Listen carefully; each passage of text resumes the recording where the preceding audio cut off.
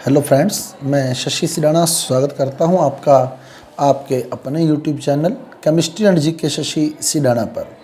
साथियों, general science के part physics से जो हमारा चैप्टर चल रहा है बल एवं गति, फोर्स एंड मोशन, जिसका आज एक महत्वपूर्ण नियम हम डिस्कस करने जा रहे हैं, संवेग संरक्षण का नियम। संवेग संरक्षण का नियम। साथियों, यदि अभी तक आपने हमारे चैनल को सब्सक्राइब नहीं किया है तो सबसे पहले आप हमारे चैनल को सब्सक्राइब कर दें और साथ ही साथ बेल आइकन का बटन भी ऑन कर दें, क्योंकि हमारे यूट्यूब चैनल को आपको कॉम्पिटिटिव एग्जाम से रिलेटेड जनरल साइंस के सभी वीडियो जो हैं वो अवेलेबल हो जाएंगे। आप प्लेलिस्ट में जाकर देख सकते हैं और रिमेनिंग वीडियो जो बहुत कम टॉपिक रह गए हैं उनके भी मैं बहुत जल्द अपलोड कर दूंगा।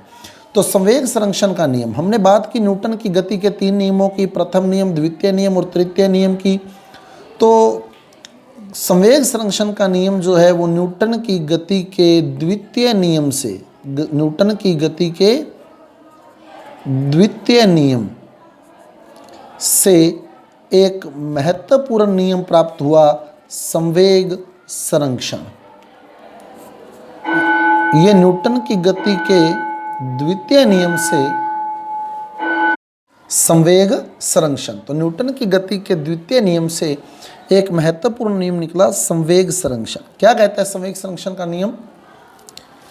यदि किसी वस्तु पर आरोपित बाह्य बल, यदि किसी वस्तु या निकाय पर आरोपित बाह्य बल को हम जीरो कर दें, यदि किसी, शर्त है ये संवेग संरक्षण की, यदि किसी निकाय या वस्तु पर आरोपित बाह्य बल शून्य हो, यदि किसी वस्तु या निकाय पर आरोपित बाह्य बल शून्य हो, तो उस निकाय का संपूर्ण संवेग, तो उस निकाय का संपूर्ण संवेग जो होगा वो संरक्षित रहेगा, यानी उसके संवेग में कोई परिवर्तन नहीं होगा। यानी बाह्य बल शून्य है तो संवेग में परिवर्तन भी शून्य होगा। संवेग में परिवर्तन भी क्या होगा? शून्य, यानी उसके संवेग में कोई चेंज नहीं आएगा। कैसे? देखो, न्यूटन की गति का द्वितीय नियम क्या था? F बराबर एम ए। एम ए क्या है? त्वरण। त्वरण क्या होता है? वेग में परिवर्तन की दर, यानी v माइनस यू बटे टी। v माइनस यू बटे टी, जहाँ v क्या है? v वस्तु का अंतिम वेग, वस्तु का अंतिम वेग, और u क्या है? वस्तु का प्रारंभिक वेग। वस्तु का प्रारंभिक वेग। तो F बराबर, ब्रैकेट ओपन कर दें, M V minus M U बटे T, M V minus M U बटे टी। अब आप देखें एम वी क्या है? अंतिम संवेग। क्योंकि v अंतिम वेग था तो अंतिम वेग को द्रव्यमान से गुना कर दें तो अंतिम संवेग यानी फाइनल संवेग मिलेगा p2, और एम यू क्या है? प्रारंभिक संवेग p1। एम यू होगा प्रारंभिक संवेग p1 बटे t। अब हमने शर्त क्या कही? बाह्य बल शून्य है। तो बाह्य बल शून्य है तो मैं F को 0 रख दूं। अगर F बराबर 0 तो क्या बनेगा? F की जगह 0 पुट कर दिया, P2 माइनस P1 बटे टी। टी इधर गुणा में आ जाएगा, टी इंटू 0 0 हो जाएगा। तो क्या बनेगा? 0 बराबर P2 माइनस P1। पक्षांतरण कर देंगे तो P1 इधर चला जाएगा, माइनस का इधर आके प्लस का हो जाएगा, यानी सिद्ध हो जाएगा क्या? P2 बराबर P1। P2 बराबर P1, यानी जो अंतिम संवेग था, जो अंतिम संवेग था वो बराबर है P1 यानी प्रारंभिक संवेग के, यानी संवेग में कोई परिवर्तन नहीं हुआ है। यही संवेग संरक्षण का नियम है। तो संवेग संरक्षण का नियम न्यूटन की गति के द्वितीय नियम से निकाला गया है, जिसमें शर्त रखी कि बाह्य बल क्या कर दिया जाए, शून्य, तो उसका संपूर्ण संवेग जो है वो संरक्षित रहेगा। यदि किसी निकाय पर लगने वाला बाह्य बल शून्य हो तो उस निकाय का संपूर्ण वेग संरक्षित रहता है, अर्थात संवेग में कोई परिवर्तन नहीं होता, यानी अंतिम संवेग बराबर होता है किसके, प्रारंभिक संवेग के। अब हम बात करें कि जब दो गोलियां आपस में टक्कर करती हैं, दो गोलियों की टक्कर में क्या संवेग संरक्षित रहता है?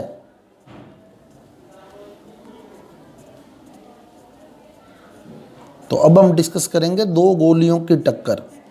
क्या दो गोलियों की टक्कर में संवेग संरक्षित रहता है? तो इसकी व्याख्या अब हम करने वाले हैं। तो माना एक गोली है, ये गोली 1 मान ली अपने, ये 1 नंबर गोली है, गोली 1, और ये है गोली 2, ये होगी गोली 2।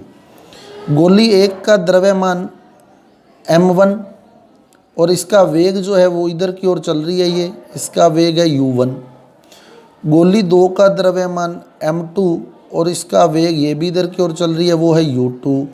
और हमने माना u1 जो है वो बड़ा है u2 से, u1 बड़ा है u2 से, तो कॉमन सी बात है ये गोली इससे टकराएगी क्योंकि ये तेज चल रही है, तेज चल रही है। तो गोली 1 जो है वो गोली 2 से टकरा गई।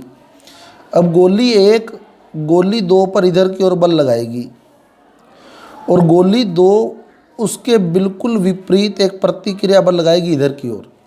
तो ये तो हो गया F बल गोली 1 द्वारा गोली 2 पर लगने वाला, तो F12 लिखा, F12 यानी गोली 1 द्वारा गोली 2 पर लगने वाला बल। और ये हमने लिखा F21 यानी गोली 2 द्वारा गोली 1 पर लगने वाला बल, F21। अब ये टक्कर हो गई, क्रिया प्रतिक्रिया बल लगेगा, इधर गोली 1 गोली 2 पर बल लगा रही है और बिल्कुल उसके अपोजिट गोली 2 गोली 1 पर बल लगाएगी। अब टक्कर के बाद जो गोली 1 थी वो इधर की ओर आ जाएगी प्रतिक्रिया बल के कारण और गोली 2 इधर की ओर चली जाएगी। क्लियर?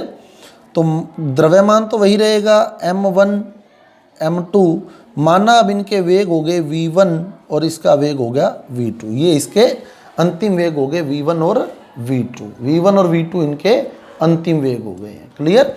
अब हम इसकी आगे व्याख्या करेंगे।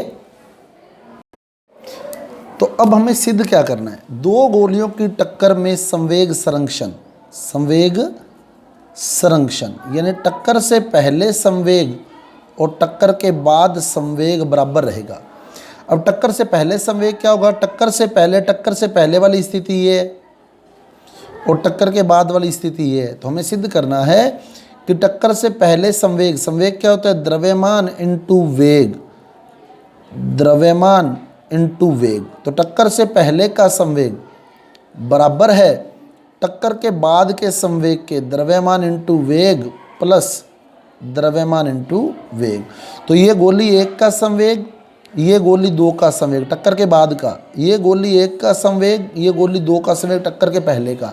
तो हमें सिद्ध करना है कि टक्कर से पहले संवेग बराबर है टक्कर के बाद संवेग के।